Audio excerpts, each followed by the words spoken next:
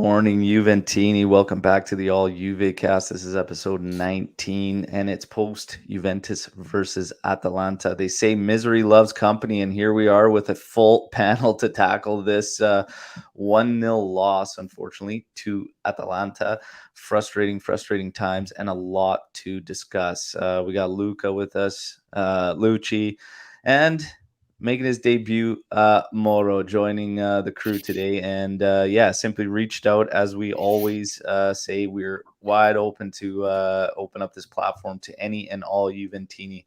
All right. And Moro, we got a little bit of a tradition around here for newcomers finding out how they became Juventini. So if you've got a couple minutes here, man, we'd love to hear your story on how you became a Juventino, man. Yeah, perfect. So just growing up, I guess I just loved Del Piero and then just took over from there. Unfortunately, my dad's a Lazio fan. That's where he's from, Frosinone. So, I mean, you know what? There's always a little bit of fire competition in the house when I was younger, but I was just like a diehard Del Piero fan and just took it from there, right? Just watching him, 98 probably is what I remember when I was about like 5. And from then, it was just, game over sort of thing, right? So, Yeah, there you go. There you go. Yeah, ADP, it's tough, man, not to get captured by that guy. He was an absolute beast. And your father, a Lazio fan. Interesting. yeah, it was a tough one. It was a tough one for sure. Uh, well, at least you picked the right team, right? But Yeah. this year's a little tough to say that, but that's okay. We're gonna get into all that real quick for everybody joining us. If you're going to be listening to this on the audio, get over to the YouTube channel, subscribe to the channel, and take part in the live chats here. We've got a lot of people with us right off the hop here, and we got a lot to discuss. So, without any further delay here, let's get to some of the slides, and we'll just kind of talk about this match real quick through the highlights because, again, there's a lot to kind of break down here. All right, now pull up the first. So kick off the game, and it's and this is the thing, it's so easy to be caught in the moment and your emotions take over, that like when you watch this game over, take the emotions out of it. It wasn't a bad performance by any means, really, from Juventus. It was just, again, a frustrating one because we can't find goals. You kick this one off with Dybala. He cuts his man quite nicely, but the shot pretty soft, pretty weak. Easy save there for Muso.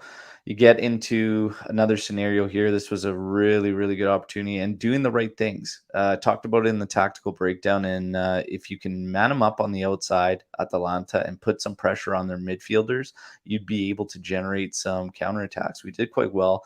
McKennie plays a really good ball through to Chiesa.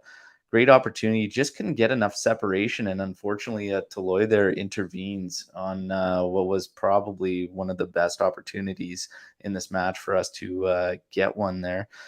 And then this is just the frustrating one, caught in a transition. Players moving forward, kind of caught a little too close to that byline there.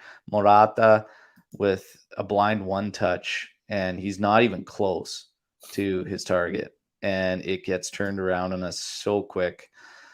Shouts for offside, but he wasn't. Zapata was easily onside there, and he makes no mistake about it. And this is just so frustrating, guys, because we've seen this like so much, right? It's just our own errors that lead to goals against, right? And it feels like this is the one thing I keep going with on Juve, and it feels for like 3 years now. Every time we make a mistake, it feels like it's in the back of the net. You know what I mean? Like it's like we don't get those, we don't get away with them anymore, right? And it's so tough, man. But yeah, Atalanta takes the 1-0 lead. We carry on here, and you get a good sequence here, and this is what I was expecting a lot more of. And again, talked about it on that tactical breakdown. Atalanta, when they move forward, they move with a lot of numbers. And I said, man, if you keep Morata, keep Chiesa high, give Morata someone to work off of like Chiesa, and look for these long balls, these through balls and whatnot. And we did it, again, not enough in this game. We've seen a couple scenarios of how we can make that work, but we only did it less than a handful of times. In the first half, we had a lot of opportunities to counterattack. We finished with one counterattack in this entire game. statistically, right? So it's tough because the things we should be doing against certain opponents aren't happening. But McKennie makes a good run on this one. Defender actually touches it back to Musso. We end up controlling it again. It slides out after a block shot by Bernardeschi to Dybala. Dybala ends up ripping this thing just wide there. And it should be noted, Bernardeschi obviously came in because Chiesa injury. We'll have to keep an eye on that one for sure. And then Weston McKennie ended up leaving this one too. So again, more injury worries to think about as well, guys. Now, here you have Rabiot. Great opportunity. Keeper just got enough on this thing. Like just enough. It was a hell of a save just to probably take it out there. Probably would have gone in. And then you have the free kick late in the game, Dybala, and of course, to our misfortune, off the bar. Guys, that kind of really sums up the game. The second half, really good from Juve. Again, taking the emotions out of it. Man, it's frustrating because it wasn't that bad. It wasn't that bad when you look it back. It's just, again, a lot of execution and whatnot. But let's get everybody's takes on this game. I mean, where do we go wrong? It's interesting to this one because all I'm going to say for me is you can see a lot of the time where Allegri has kind of got things wrong when not. This particular match, I don't necessarily think it was him getting wrong because the team did do okay. Not enough chances though. That's the only thing I'm going to say is that still not enough chances, whether that's a system, whatnot, not the wrong guy or not the right guys from the start, but just not enough chances as frequently as we need them and still not doing the right things based on the opponent you're playing. So that's the only way I really feel. But let's start going around the panel now and seeing your guys' thoughts. We'll kick this one off with Luca. I can't even pinpoint one thing that led to this defeat. I mean, lack of drive, lack of motivation, hunger. Start naming 10 million things, whether it's formation, tactics, system that he employed by Max. I can't pinpoint one thing. It was a lot of things together. And like you said, Al, it wasn't, if you look back at it without the emotions, it wasn't a terrible game, even statistically. We were, we had the most chances, but obviously at the end of the day, the score line still was not in our favor. And, it just didn't go our way. Yeah. Moro, your thoughts on this particular match here? I mean, definitely a very sloppy first half. That's for sure. Like misplaced passes, the one touches were just god awful. Unfortunately, Morata looked like he had butter on his cleats the first half because he couldn't receive a ball, right? And it does make it a lot harder to attack when your target hold up man isn't really holding the ball and doing he wasn't really doing his job in the first half. And then just tons of missed passes. I saw the formation more as like a 4-3-3. I saw we kind of lined up where it's the ball was more outright, a little bit more central than Chiesa. So I mean, kind of went away from that 4-4-2 a little bit. So I mean, I thought that was a little bit of hope at the beginning when I saw that. At the end of the day, I just think the passes are just terrible. Like the one touches, we can't play 1-2s, and it's just it's killing our flow, killing our momentum. And then I mean, I don't even want to get into Sandro and Rabiot once they receive the ball, how long they dribble for when they got guys open. So you kind of just kill the play, right? Yeah. Lucci, some of your thoughts? Yeah, you guys pretty much touched on everything. It's more disappointing than anything. It's just these players are capable of doing certain things when you got the likes of Chiesa and Dybala, and to add on to Ant's point, that's not Morata's style of game. He needs some support up there. He's not a big, strong, do-it-yourself kind of center forward. And again, does that come back to Max and telling them how he wants them to play? Is that because Dybala is not in form right now? Morata's not in form right now. It plays a whole bunch of different scenarios that you don't really know what the answer is. But again, Max has got to be seeing these things. I don't understand if he's seeing something completely different than what we're seeing, but whatever he's trying to get them to do, it's clearly not working. You got to try something different at some point. It's what do you have to lose, really? You know, if you're losing a game anyways, switch it up, try something. Yeah, I mean, again, looking at this one, it's just the lack of ideas, I think, that frustrates me the most, right? How we're going to generate, how we're going to create, whatnot. Morata, as much as he's been frustrating individually from an individual standpoint, again, he's left on an island. Mm-hmm. And it's just bizarre that we just don't have something that's a bit better that we can play off of him and just make it make sense. But we spread our forwards out so that to the point they're not even playing with one another, essentially. You've got Dybala completely free roaming, which is fine, whatever. In this one, I laid it out and I just said, I was like, you've got to push these guys because they leave their back line high and dry because of how much they want to push. There's a big gap in Atalanta between their mids and their defenders. You have to move the ball quick and you got to look for those through balls and even going over the top at times. And when you take one over the top ball, one through ball, that's not enough. It's not enough when you know how to attack them and how they suffer. It's crazy because there's so much. There's game plan that I don't see making sense against the opponents. There's lineup issues and whatnot. And Allegri, of course, we put out a question a few days back that got completely misinterpreted, and it was, where do you draw the line? How long is your leash on Allegri and whatnot? And for me, here's the thing: is while everybody wants to turn it into a comparison between the past couple seasons and other managers, take that away. Take that away from the equation completely.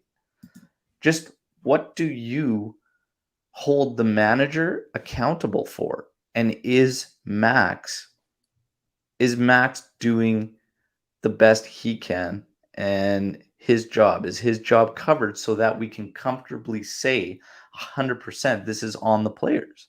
Because that's the thing now, is that you have all this talk going around about, well, we've changed managers and nothing is changing with these players. How do you guys feel about that statement? Changing managers, but nothing has changed, so it has to be the players 100%. Because there's a lot of this that's kind of, again, I'm not Allegri out, but he's got to take more heat than what he kind of is. And the criticism, I think, is completely fair. Does it need to go to the extent of Allegri out? I don't think so. But there's no way he's not got to take some heat for what's going on if you're just basing it off what you consider rating a manager on. Would you guys agree? Let's start with Lucci. Yeah, absolutely. Yes, we can blame the players all we want, but we can see the stop. Like, again, I don't want to compare, but you can see the differences between last year and this year. Each manager is going to suffer in different ways because they're trying to compensate for something else with these players. But like everyone has said, Max has experience. He's a born winner. He knows how to get the best out of his players. You know, he knows this, and that. But why aren't we seeing any of this? We're still seeing, you know, worse results than we did last year. And, you know, with a very similar team minus Ronaldo. Yes, we're not going to touch on that whole, you know, situation, but Max deserves more than his fair share of criticism. He was brought in to try to get the best out of this average squad. And so far it doesn't look like he's doing that. Yeah. Yeah. Moro, what do you think? Yeah, I mean, I definitely think he should be taking some stink right now. I see regression, to be quite honest with you, from last year. I felt like, not that we were much better last year, but I felt like we were just more fluid. Like, you know, like the team seemed to just a little bit more know what to do. Yeah, maybe it was just, you know, most of the time cross into the box sort of thing, but at least they had something, you know, or Chiesa knew, you know, Chiesa just looks like he's lost out there, right? And like, even when I see the other attackers, you know, like Moise Kean now, even when he comes in, it's like, I don't know, he looks just a little bit lost to me sometimes, right? It's like, I don't know if Max just isn't coaching them, telling them like, this is where you need to be, this is where you got to go, this is what I want you to do, these are whatever, right? So to me, we just look like we're a step or two behind even from last year, which is not what we brought in Max for, right? We wanted to kind of be a step or two ahead, right? So, I mean, yeah, I definitely think this is the time to be, putting some pressure on him. Yeah. Yeah. Luca. I definitely think Max has some responsibility here. Last year, the amount of disrespect that was given after a game like this towards our coach was incredible. Within the first couple of weeks, it was get him out. He's too young, blah, blah, blah. What's the excuse now? There is no excuse. Everyone's hiding behind management or the players. Truth is, Max is accountable, 100%. We lost a 30-goal player. And what does he do? He hasn't, he hasn't built any cohesion. You want to replace those goals by team cohesion, right? You want to get it throughout other players. But what have we done? Nothing. Nothing's changed. We're creating less and defending worse. So whatever he's been doing is not, getting results on the field. And right, not many players have changed aside that one goal scorer and a midfielder.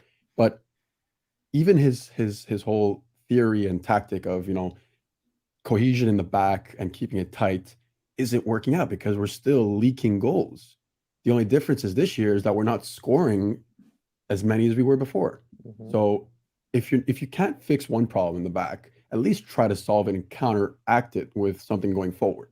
So I think that's where Max is failing is he tries too much to play the defensive game right now, and it's not working to our benefit because we can't even score after.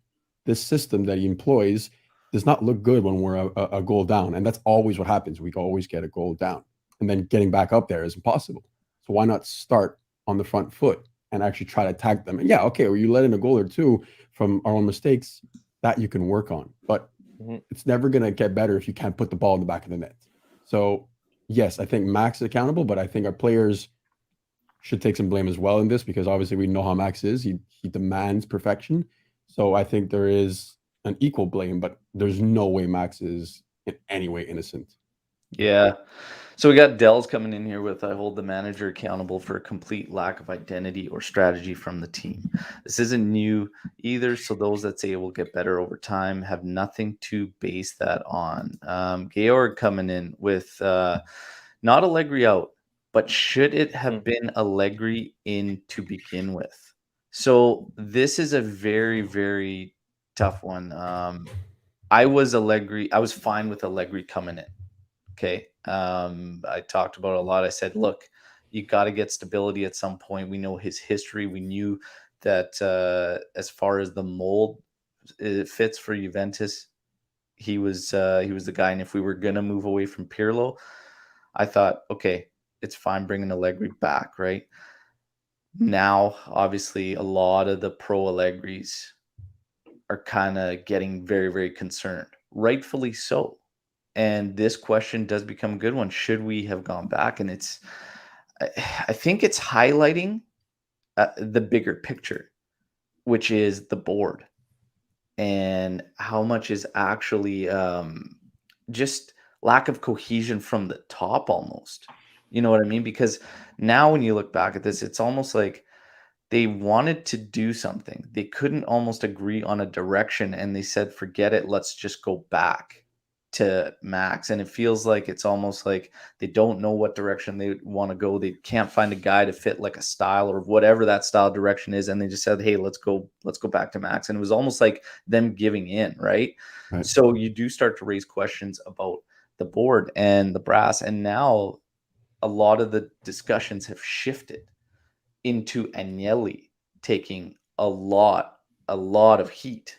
So now, in terms of Agnelli, the board and everything, is there a massive loss of confidence in these guys? And should there be change? Should there be change at that level? Let's kick this one off with Moro.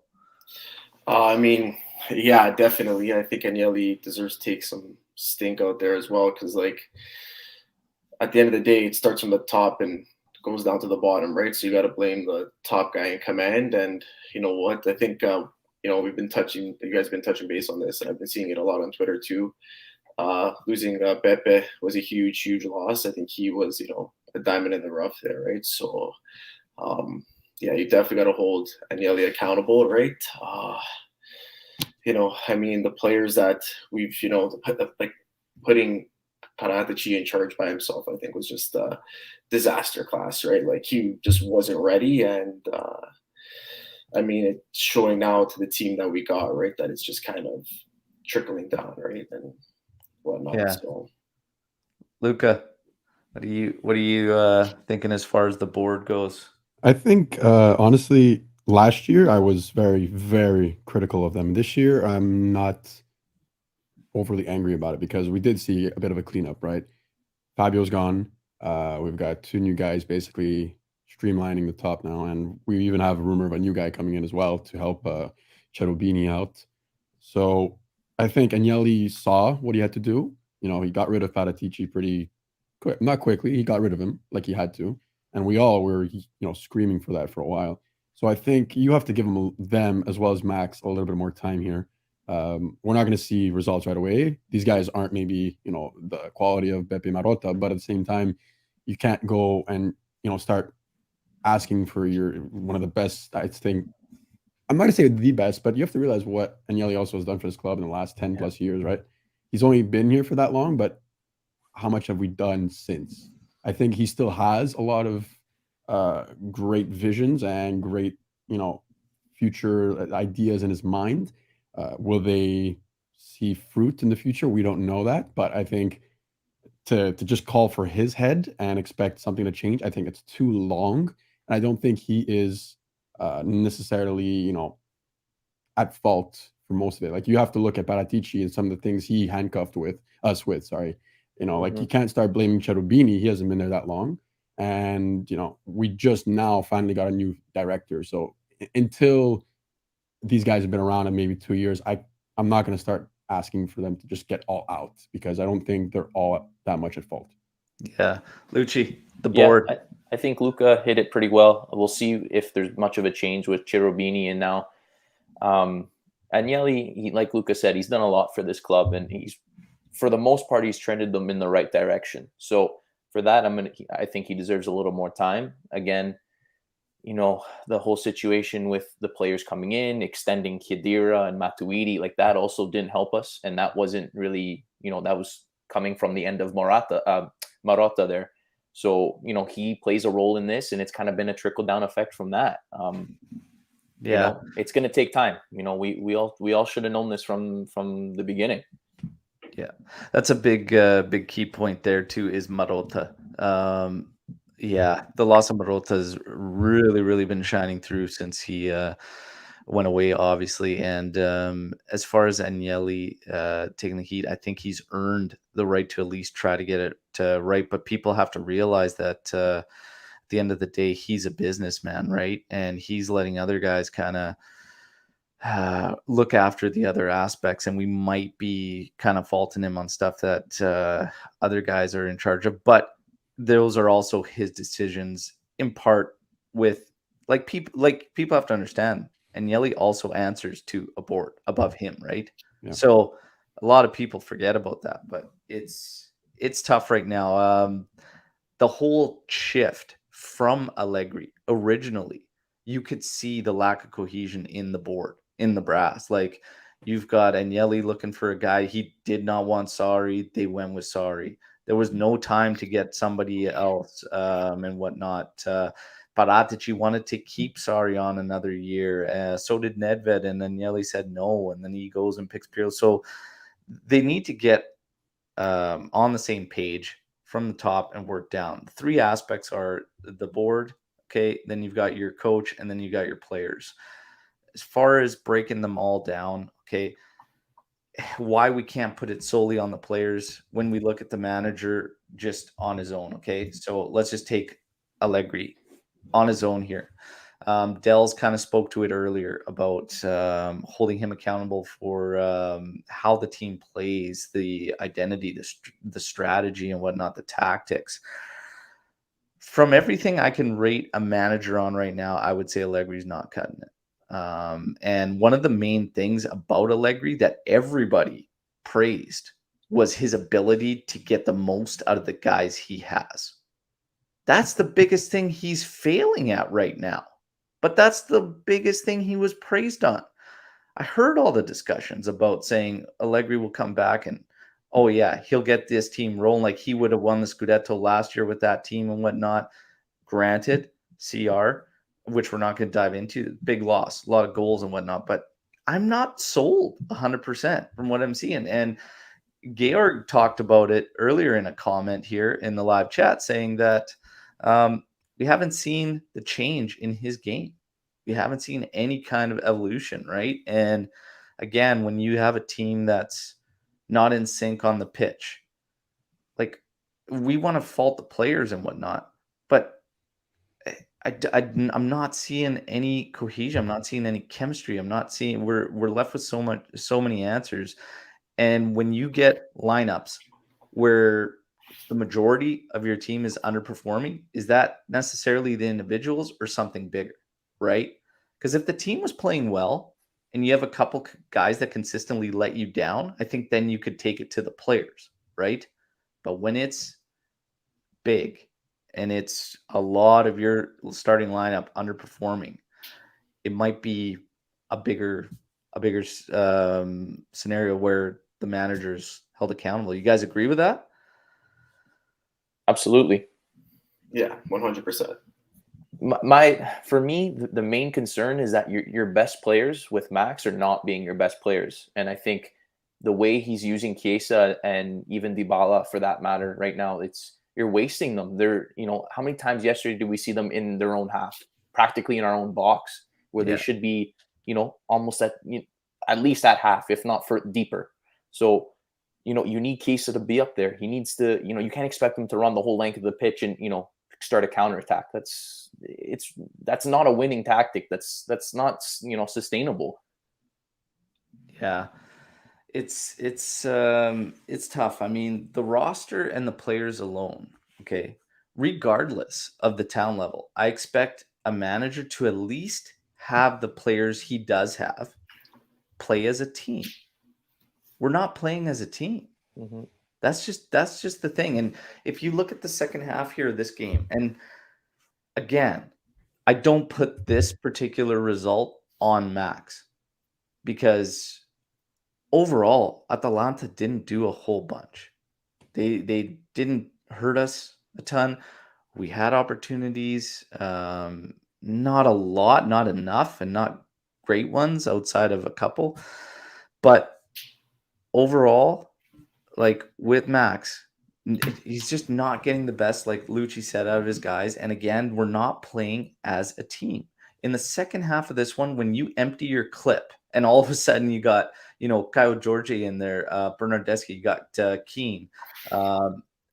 And yeah, it gets better. Everybody's like, well, yeah, and we are attacking whatnot. There was still no ideas amongst all of them. Do you know what I mean? Like, they're just not playing together. I'm not seeing the ideas of any kind of team creation in goals, and that I specifically put towards Max. So the scary thing now is we've got a contract for 4 years with Max, right? We've gone through 2 other managers after Max left. We're back with Max. And now you've got this project that apparently is about this rejuvenation and everything. The questions are now looming. Is he the right guy? Here's the frustrating part about it all. You have to commit to somebody. So we're almost in this damned if you do, damned if you don't. If you get rid of Max, you have to start all over again. At some point, you have to start making your mercados suit whatever it is you're trying to play in style and manager. So the fear is right now, if it doesn't get better quick. I was originally saying last year, like on the last episode, you ride it out no matter what through this year, but could that potentially change? Is there a scenario where you would leave Allegri this season, Luca? No, like you said, you really can't. Yeah. Do I think he's the right guy to start a rejuvenation, as you call it? Hell no. I think if you really wanted that fresh start with young players and a new mindset, last season, Pirlo was the best call because he was relying on our youth and he was using our youth. now, I'm not saying Max won't bring success. I think if you give him the time and the transfers are built around what he wants, then yes, we could build something. But is it this whole rebuild and young player? I can't say for sure. Just because you buy talented, let's say young players like Locatelli, who are relatively still young on average, does not mean you're rejuvenating your squad. It's not like you're getting any of the U21s into this lineup if guys are hurt. No, that's not what's happening. Instead, we're not seeing any signs of moving forward in this young path. The young guys are still, some of them are still sitting on the bench. Some are not even being called. And in the meantime, he's still going with the same, like hard-headed players that are causing us issues in the first place. So I'm just going to summarize it. Max is not a bad decision. At this point, we have to stick with him, like you said. Is he the guy to lead us through a whole rebuild with young players? I didn't think he was, but I do know he'll be successful at one point. Interesting. Yeah, it's a tough one here. I mean, you got in the discussion here. Lewis kind of summed it up, and he said biggest issue with Max, the tempo we set in the second half for the first 25, we easily could have played from the start. The question is why we don't. It's the same as they played in Zenit there. Anthony coming in here with subs did have an impact yesterday, but there was still no flow, chemistry. That's got to be on a manager, is it not? Your team having chemistry, the right guys and whatnot. And my question is, I think it's almost overthinking. And we talk about lineups and you talk about balance and all this. And maybe he needs to unload the clip, so to speak, a little bit more with some more attacking guys and not have that fear and let them go. My biggest concern with Max is that he does not have a set offensive approach. You know what I mean? Like, it's like he's always talked about it too. In the last 35, whatever, he gives it to the players. He lets them make their own decisions.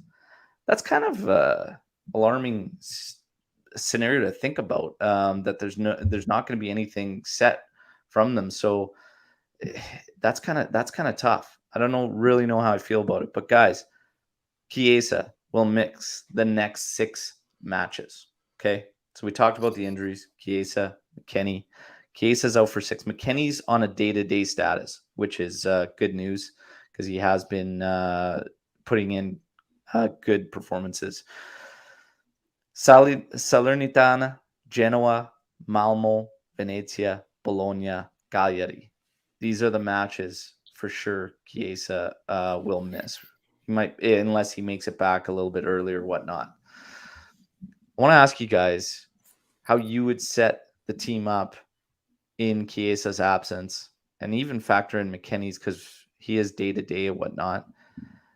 Is there, without a doubt, have to be a formation change, or is it just tweaking some guys? What are we thinking here? For me, 4-4-2 hybrid thing, like just keep it simple. Get out of it.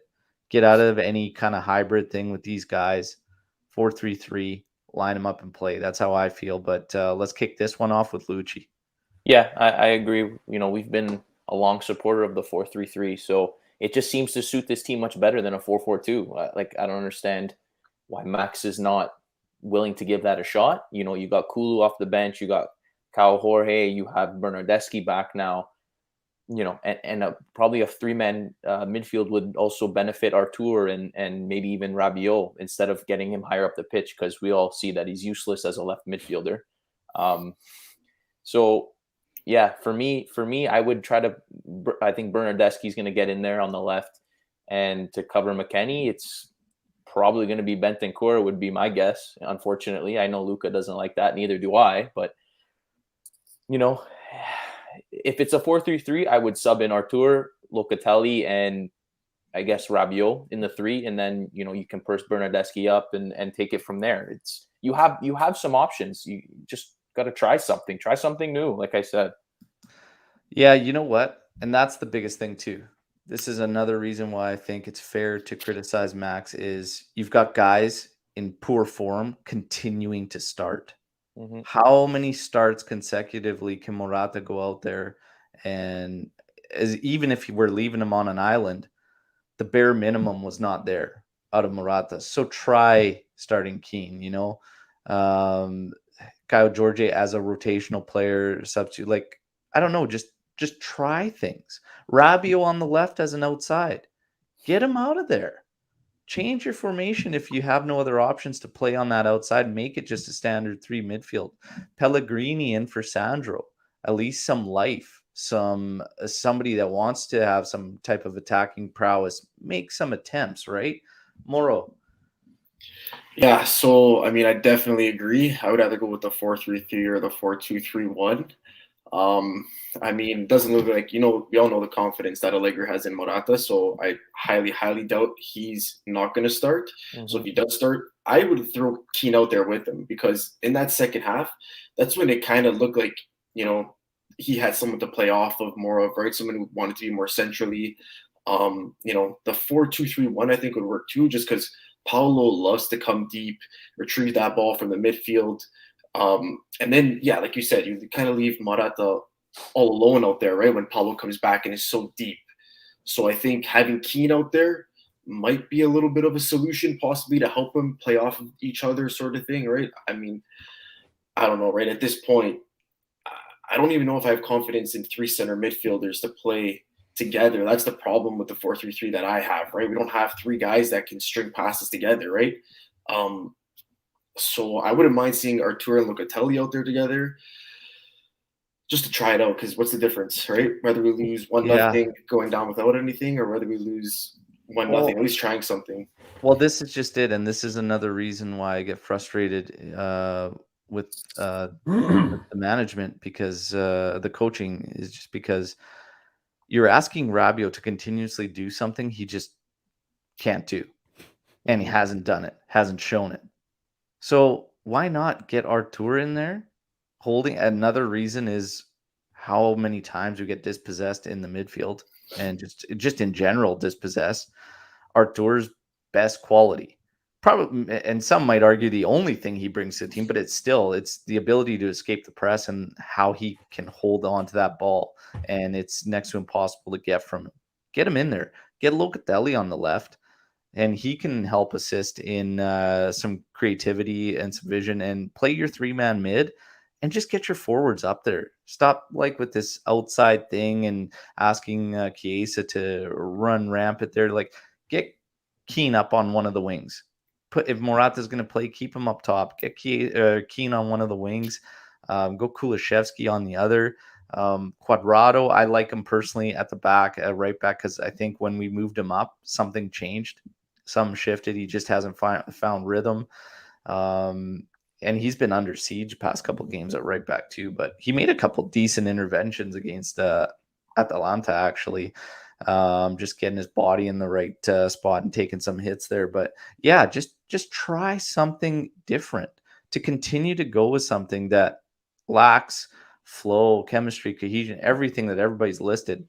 That's the most frustrating part, I think, and we can all agree on. These 6 matches without Chiesa, you got to get 6 wins out of there, regardless if he's in there or not. Like, they should be 6 wins. They should be. Okay.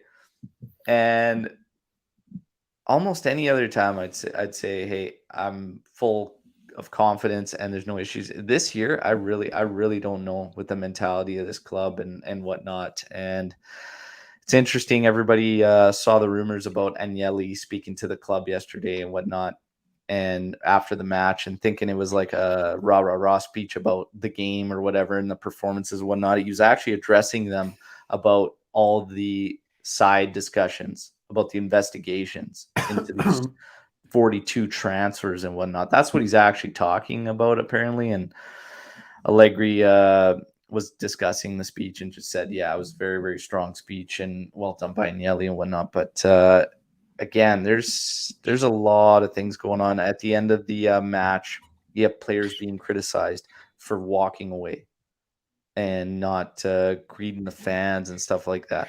Do you guys even care about that? To be honest, like, does it bother you if guys just walk away and whatnot? Because I think there was only 4 that stayed.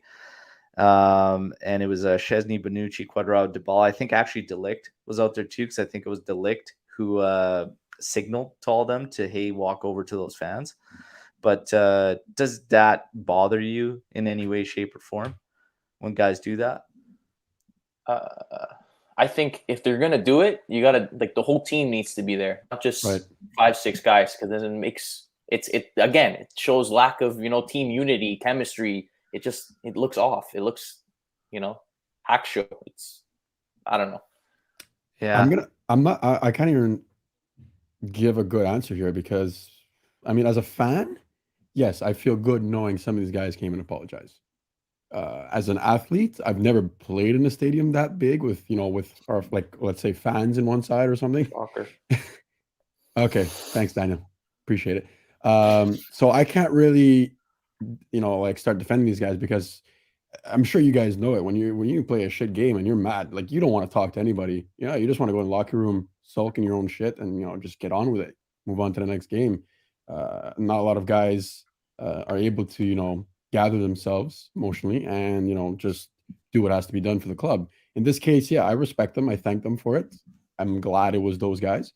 Am I going to get mad at the other 12 guys that didn't? No, they still played a crap game. Even if you come and apologize, you played like crap. So at the end of the day, just play your game, and then I'll be happy. Yeah, I think Luke got it. It's just like an empty apology. At the end of the day, right? When let's say Rabiot came over and waved to the fans, it's like I don't care. At the end of the day, right? I just want you to do better. At the end of the day, right? But respect to the guys who obviously did. It does show that they have that Juventus DNA, let's call it, in them, right? And they want to show some type of respect. So, like, kudos to them. But at the end of the day, the Dell's coming in here with, what about Allegri's post-match comments? So here's the thing, real quick, just for me, before I open it up to you guys and what you think about because the main question would be, does he honestly believe what he's saying, right? When you hear him talk about, like, he's happy with the performance and the guys did well and all that, right? But I think, honestly, what's he really going to say? So I'm not paying much attention to what Max is saying post-match really anymore, because it's all he's talk. going to protect his players. He's never been the guy that's just going to completely, you know what I mean? He's not going to do that. He's not that guy. What I do expect is more of him discussing, because everybody always says, well, what's he going to say? He can't just go out there and attack the players. Well, no, he doesn't. But I would like for him to speak to his part and his part only. Hey, I should be doing this. And you know what? Maybe, I could try something new and go this route. But the thing is, it's very hard, again, to do that without kind of, in one way, down talking some of your players. So it's really hard to even say, well, yeah, you know what? I need to start rotating guys, or I'm having faith in guys that, now I can't be and need to try something new. So it's a very fine line. You know what I mean? So that's why I'm not paying a whole lot of attention to the post-match comments. But I want to get your guys' thoughts. Moro, you kind of snickered there when we were talking about Max's post-match comments. Yeah, because, like, me and Lucci were talking yesterday, right? And I'm like, one thing that makes me mad about, like, not mad, but, like, I get a little bit frustrated with Allegri. It's nothing's ever decisive. No match is ever decisive. No, it's always just so complacent with the players. Like, I feel like this team is not the team from 17, 16. Those guys were warriors. You didn't need to light the fire under their ass, right? These guys, I think you need that push. You got to be hard on them, like, because these guys will just go through the motions, right? And if every match isn't decisive, then when are they ever going to step up, and when are they ever going to want it, right? Like, if the coach is always saying, yeah, this match isn't decisive, Atalanta this, and maybe he's saying something different in the locker room, which I hope he is. But, like, when you hear this stuff in the press afterwards, and then you're like, okay, well, no match is decisive. He's complacent, and I can go play like crap, and I can start next game anyways. So what's the difference? Thank you. Thank you. I'm going to feed off that, Al, because I said something yesterday, and I saw what, like, at this point we have to realize that Max is a pro when it comes to press conferences. He's been doing this a long time, and I think it was Antonio who said it in our group that he's been calm in all his pressers beginning the season, which it's great. But yesterday was absolute horse crap in my mind. He said that he has confidence in his players. Now I tweeted this. I'm going to make it very clear. If you have confidence in your players, why is it you subbed, I think, 2 only at the end of the game, and yet you've been keeping the same 4 or 5 on the bench every game, getting almost no minutes? And these are the same guys. I'm going to make this very clear. These are some guys that last season, I would say, were pivotal, but they played minutes and they actually, offered something. Why are these guys not seeing the field with Max? Clearly because he has no confidence in them. Mhm. People are going to hate me for this. Ramsey's not getting minutes because he's been frozen out. Why is he frozen out? Because there's no confidence from Max. So don't give me this bull line that you have confidence. You do not have confidence in your players because you're playing a very defensive, boring, and held back system. If you had confidence, you'd let them play forward with the ball and try to attack the net. The way he plays contradicts what he says, and it's getting me anxious lately. I like that. I That's like very that. well It's getting you put. fired up. Yeah. Thank you. Lucci, Yeah, no, I anything to agree. add? Yeah, he's the thing that really kind of ticked me off is that he only made 2 substitutions earlier because of the injuries. Other than that, he was not changing a thing. So, and you're losing. So what are you trying to do? Like, you trying to lose 1-0 still and not, have some attempts on goal? Like, and then listen, I understand everyone's skeptical of Kulusevski and sometimes he's not on it, but what do you expect? Half the time he doesn't play. Half the time he comes on for 10 minutes. What do you really expect from a 20-year-old kid to do in 10 minutes when he's coming off the bench? Just trying to, Max is throwing him out there to see what he can do. Again, with no plan, no, this is what we need from you. This is where you need to be. Like, nothing. It's just he's throwing people out there and hoping something will stick. It doesn't. Confidence in players to go out there and play 5 minutes and see what happens. Yeah, sure. Great. Yeah. Doesn't do anything. Yeah, it's tough. Anthony just simply coming in here with he has confidence in 11 players, and maybe outside of that, he doesn't in rotation. And here's the thing is, while we are talking about Max and really getting into where we see the failures from a coaching standpoint so far, I still go back to even when he was getting it right, it's not a sustainable way of playing. It just isn't. It's not. It needs to be way more progressive and whatnot, and much more balanced. It can't just be this defense first thing, and it's frustrating. Now, in terms of the players, because we talked about management, we talked about Allegri, the players themselves. I'm having just there's without a doubt a lack of quality in this team, and there's a few key pieces that teams need that we kind of don't. And I always said this. I said it even last year in defense of Pirlo, and I will cut Max some slack with the roster because I do believe that it's not as strong as it should be for a team that took an insane amount of money over the past 10 years out of Champions League. It isn't. It's not lining up.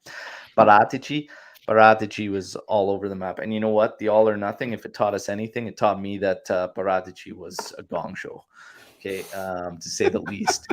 Now, like, we're going to go, and that's just being completely honest, man. That guy was a mess. Like, it took one scene to just be like, hey, Pavel, we need a striker like tomorrow. That's your job, man. What the hell are you talking to Pavel for? Go find one. I remember that. Like, go get the job done, man. I don't understand. The same It's thing. like, Pavel's looking at him like, he's like, I'm VP. What the hell are you? Like, why are you coming? Anyways, yeah, it's just the players. Yes, there's a lack of quality. I said Max's biggest struggle, I said early in the year, is going to be when he looks to rotate, and when he does it heavily, it's gonna be tough. So the same thing that I cut slack on Pirlo with, I am going to cut slack on Allegri. There is a player issue. However, this does not change the fact that regardless of who you have, it is solely the coach's job to get them to play together as a unit. Irregardless of how the talent is. So anybody that might be listening to this podcast and you might be pro Allegri, but I've seen a lot of pro Allegris and guys that came at us for 2 episodes ago when we were being quite honest and blunt about we're not thinking Allegri's cutting in and we're starting to get concerned. I've seen them flip too now on social media, and everybody's kind of coming around like getting these same concerns that we had about a week and a half, 2 weeks ago, where we're just not seeing the change. So we agree with everybody in terms of the players, and they need to do their part, whatnot. But again, in order to bring them all together and play together, that is solely on the coach, flat out. Okay, it's different if you see a team with ideas and trying to play and do sequences, and it falls apart always at the same individuals. But it's different when you're just not seeing the ideas even being attempted. That's the easiest way I could put it. And it's just frustrating times. I want to get back to this right here from KM here saying he thinks De Ligt deserves the captain armband over Dybala. He doesn't care about age or experience. And anybody else that has some questions, fire them in. Now's the time because we're going to start just kind of as we wrap up, go through some questions from everybody in the live here. So De Ligt as captain over Dybala. Who wants to kick us off on that one? Moro, De Ligt? I mean, I'm not going to say he's not a leader. He definitely is a leader. Paulo, he's been showing a little bit more. Do I think Paulo should be the captain of the team? Honestly, if I was the coach, it'd be Bonucci, hands down. But the lead over Dybala, I mean, maybe. He seems to have that, that confidence to lead the team. He's a little bit younger. At the end of the day, it's who has the respect in the change room amongst the players, right? So maybe Dybala has that over De Ligt. Maybe De Ligt, I don't know, right? So at the end of the day, either or, I'd be fine with either. But to me, it's Bonucci or Chiellini, right? Or Chiellini and then Bonucci to me. But it's really weird that you have this guy that you haven't committed to for like years on an extension and you still haven't, and all of a sudden you throw him the captain's armband. It's like such a weird dynamic. Like we're just not making sense anywhere, man. Off the pitch, on the pitch, it's weird, man. Lucci? Yeah, I think De Ligt definitely has captain qualities and kind of a leadership style. Again, Juve's always been the one who's been serving the longest to be captain, and that's fine. I have no issues with Dybala being the captain with Chiellini not playing often, but I think at this rate, De Ligt's going to be gone in the summer, and then that's not even going to be a concern. So we'll see. Sorry, Luca, man. We finished 8th, 9th. There's no way De Ligt's staying. I thought I was the negative one today, man. I was actually going to say the exact same thing. It's hard to give the captaincy armband to a guy that's probably not going to be. Let me answer the question first, Dan. You could be all negative afterwards. How about that? Okay, fair enough. Okay. First of all, I think it's a great question. I appreciate it. I don't think it has anything to do with how we perform, who's wearing that armband. Fair. So I'll be very frank here. It should be already that Dybala's ahead of Bonucci is saying something. And I don't think putting Matthias ahead of either of them is going to solve anything. And I don't think it's well planned either. He's a leader without the armband. We know it. Everybody knows it. Same could be said for Bonucci. Dybala, I think, has matured a lot. We've spoken about it many times in recent episodes. I think when he's there and Bonucci's there, give Dybala the armband. He puts a little bit more fire under his ass and plays a little bit more to his his actual potential. Bonucci, I find with or without, not the same. There's no difference. He's the same. He is the same player. So to me, it doesn't really make a difference. If it's an argument of Alexandro wearing the armband, then okay, we could talk about it. But at this point, between these three guys, for me, it changes absolutely nothing. Yeah. Dell's going back to our comments about the players. He says lesser teams with lesser players play better football. So that argument is invalid in his opinion. And you know what? It's true. Yeah, it's hard not to really agree with that. We got a question here from Anthony. Who's the all Juve cast captain? Antonio. Anthony, you are, man. Yeah. I'm saying Antonio. He's the captain. Well, John, it's certainly not Cliff. It's certainly not Cliff. We can all Certainly agree on not. that. Sorry, but yes, I give a vote to Anto as well, our Mhm. Scottish brother. Sorry, Al. You could be Anto or Anthony? Anthony. Anto. There's an Anto's O the there. captain.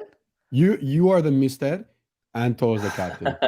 We got to Ant get is him in like on some appearances. Then his appearances aren't cutting He's like it for he's like captain Chiellini. material. He's he's like the Chiellini, exactly. When you need captain him, from he's the there. bench.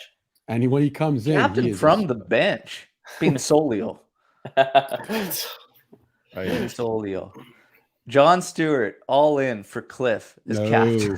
Hard no. Even Mauro's like, hell no. He doesn't know Cliff is. He's like, Oh, that's amazing. You know, I That's see him in a couple amazing. episodes. He seems like a good guy. Cliff. he's like a good Oh, guy. man. Poor Cliff. Can't even defend himself. This we have to pull up for Anthony. Oh, Oh god, eh? I'm Rovella solely Hive. pulling this up for Anthony. Okay, Rovella versus Udinese, 90 minutes played, 83 pass percentage, 77 touches, 47 passes, 7 ground duels, on 7 long balls, 3 fouls, 1. Like, all right. it's funny, and I'm only doing that as bugging Anthony, but he's gonna hear it because again, out of those 6 matches coming up, one of them will be against Genoa, and guaranteed the Rovella Hive is going to be alive and well there during that one. It might even be a watch along, so everybody stay tuned for that one. But guys, this is it's a tough time right now.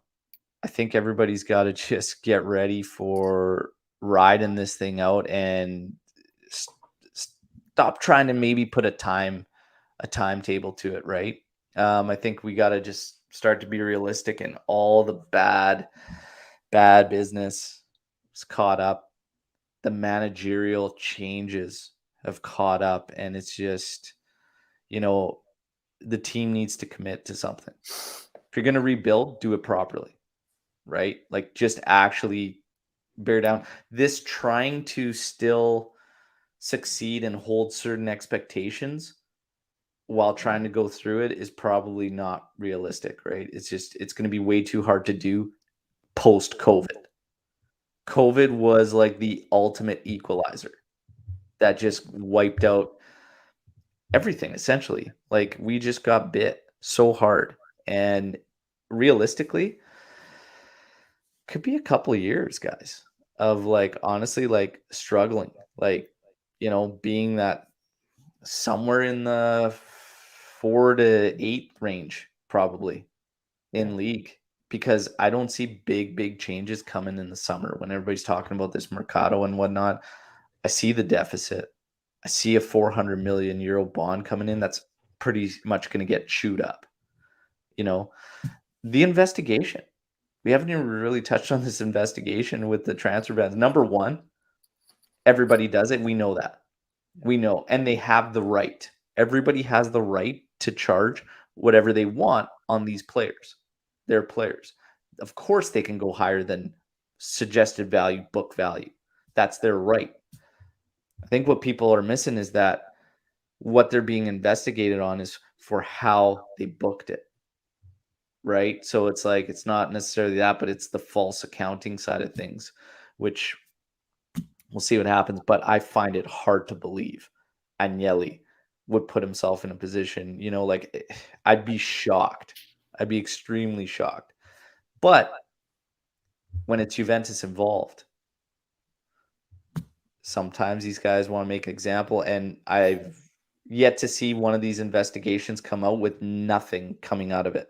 So maybe just a fine, there are potentials for other things, transfer bans, things like that. Who knows what's going to happen? But this whole thing going on now is also shedding more light on Agnelli and having people lose complete confidence. Does this investigation thing make you lean towards just make a clean change there and break away from Agnelli? Are you guys even concerned about this investigation? No, Agnelli's got the top lawyers. He found some sort of loophole. They knew this was going to come eventually. Like, I have full confidence in that guy that he wasn't. We already got relegated before, and he wasn't going to let that happen again. Yep. He's not doing anything sketchy without covering his ass. Yeah, Every step of the exactly. way. You know, Yeah. like, Yeah. Look at this one, Alex coming in here. Transfer ban doesn't sound so bad right now. At least no new Rabios and Ramsey will be coming, and that's a good point I there. will not accept any Ramsey banter. Oh, here we go. He hasn't Oh my played, so you gosh, can't shit on Luka, him. like You can't shit on him because he hasn't played. Exactly. At least Rabiot's playing and playing like crap. So at least you could shit on him for something. he had a decent 20 minutes in that second half. Decent at best. Decent but at at best. At least we're paying him, and he's out on the pitch. Yeah. He's not sitting Well, in J Medical. We also don't know if that's being done by the club, but I'm not going to go into that. I find it hard to believe that they would freeze him out like that and on purpose and make it really take away any kind of leverage to even get $5 like they were gonna originally. There's no way he's like injured. he's already at like nothing for value. Now they're gonna freeze him out and just say, okay, yeah, we're really gonna get nothing now. Well, you guys said it yourselves. How is it that he's hurt? He was fine at the international break. It's so because something's not adding up. He is like literally sticking it to Juve, man. He's unhappy. I would too if I wasn't getting. He said minutes. he's been unhappy. Yeah, he thinks he's not playing in the right position. I'm like, man. Last year he was. Luka, you're gonna die alone. I'm gonna die. Last year he was tied as the second most creative midfield we had. That's all I'm gonna say. He was above Bentancur. He was above Artur, but somehow these guys are still on the bench and he's not. I'm just gonna say what it is. Above in what way? He played like what, 5 games last year? He started 19 games last year. I recall maybe half of that. Oh, watch the series. You'll see him how many times he's on the field. Watch the series. You see it. Anyways, let's not get into it. He doesn't fit. He doesn't fit Allegri's 70s style defensive that's football. That's it, Lucci. Who does? He's benching Kulu, Artur, even the guy we replaced basically our attackers. The 2 attackers we got to replace Ronaldo aren't even playing. You see Keane and Jorge and Caio Jorge, whatever you pronounce his name. Yeah. You've seen him for what, 20 minutes all season?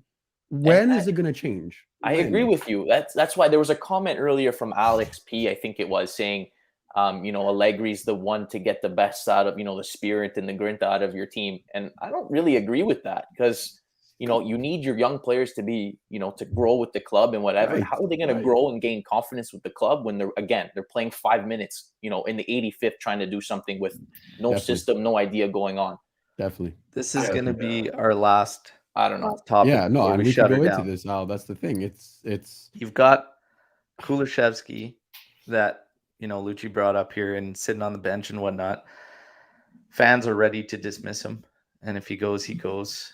I think, again, honestly, while we're thinking about, is Allegri the right guy or whatnot, I think the Mercados are going to start to kind of tell us a lot more because if the rumors are true, some of these guys we're looking to bring in don't fit any type of rejuvenation.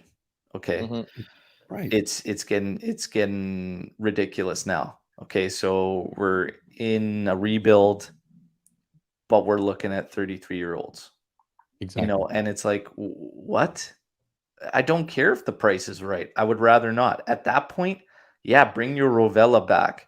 Get Fagioli coming up and being in the rotation. Just what the hell are we doing? It's crazy to me. We don't need a 33-year-old that's going to come in here and change everything, especially when his name's Witsel and he already denied it years ago. It's like, no, the Mercado is going to tell us a lot more too.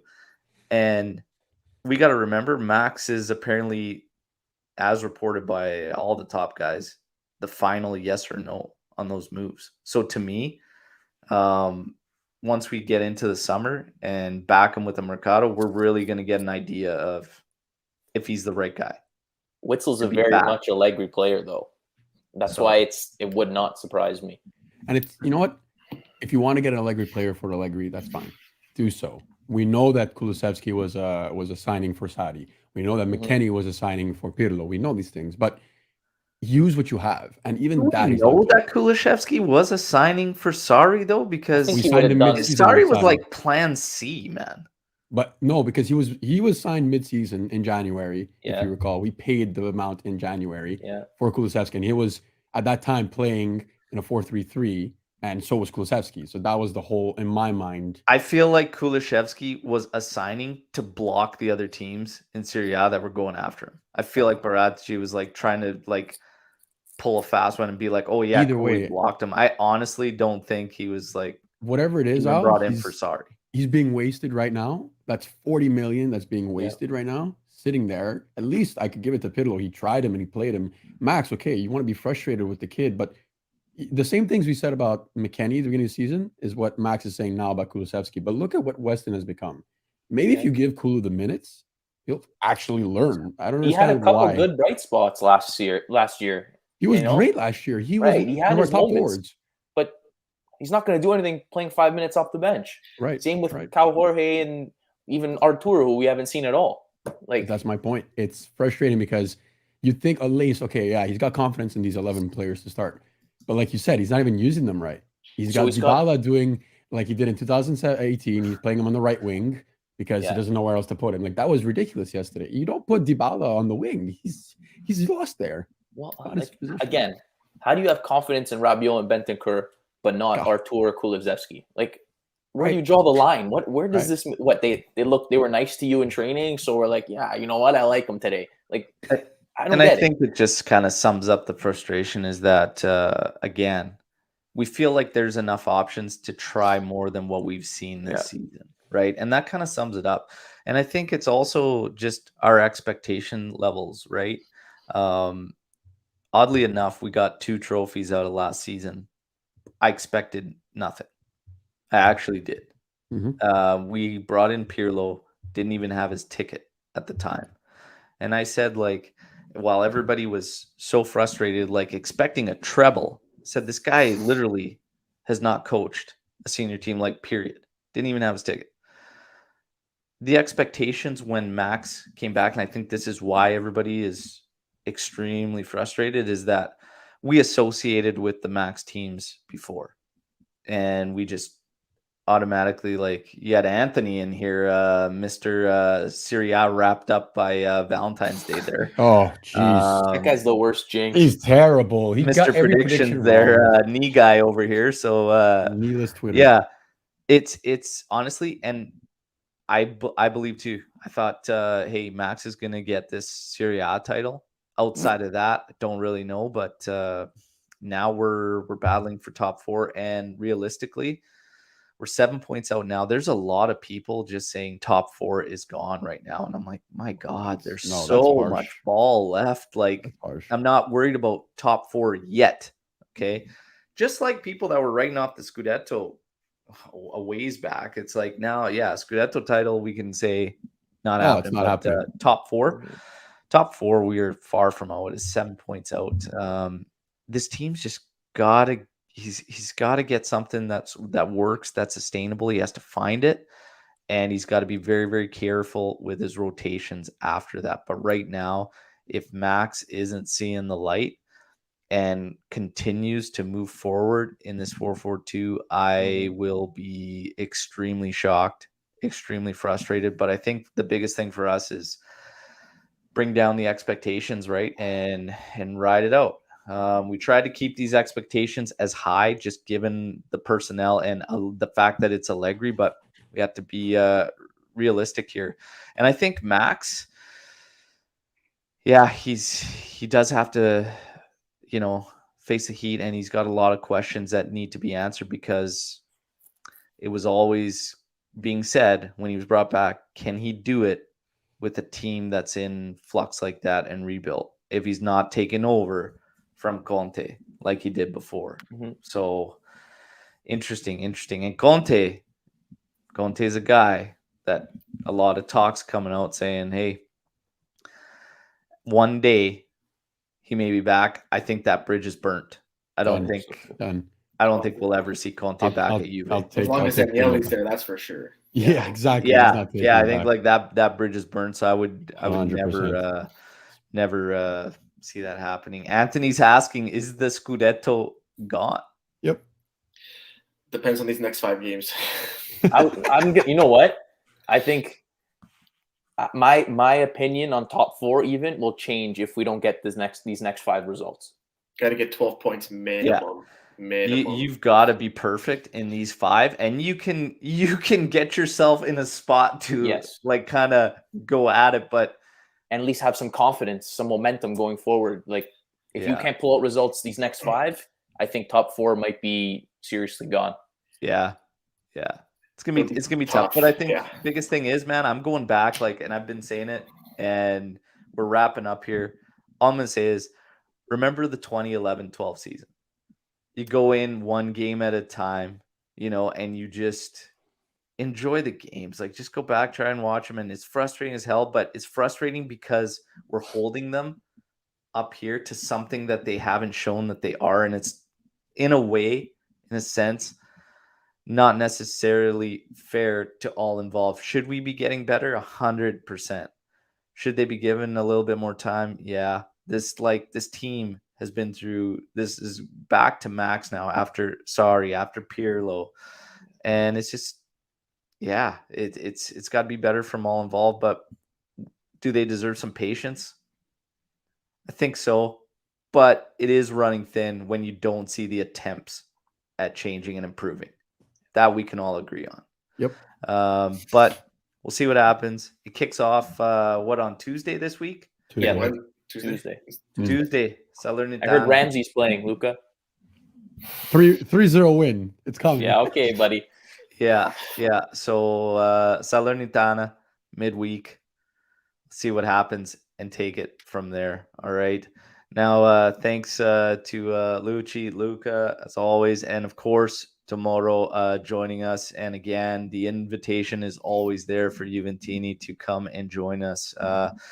Ever since I started this platform, it's always been about hearing all of your opinions and getting your thoughts and views. So if you want to take part, simply reach out. Again, if you're listening to this pod on audio, get over to YouTube, subscribe to the channel. A ton of content coming out. We're going to start throwing in probably a watch along coming up on the weekend.